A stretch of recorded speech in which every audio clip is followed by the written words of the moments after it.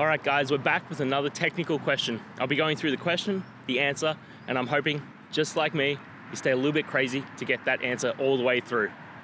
Guys, let's get started.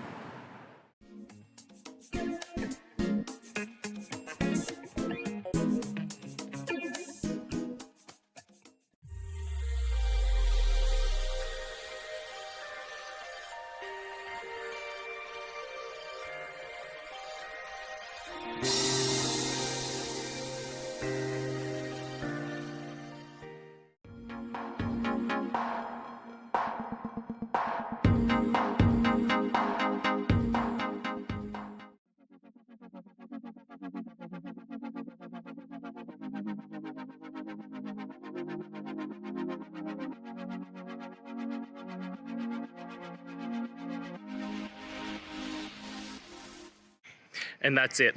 I hope that that's helped find the solution that you're looking for. And if it did, please, I'd appreciate it if you hit the subscribe button. Every time you hit it, it really helps.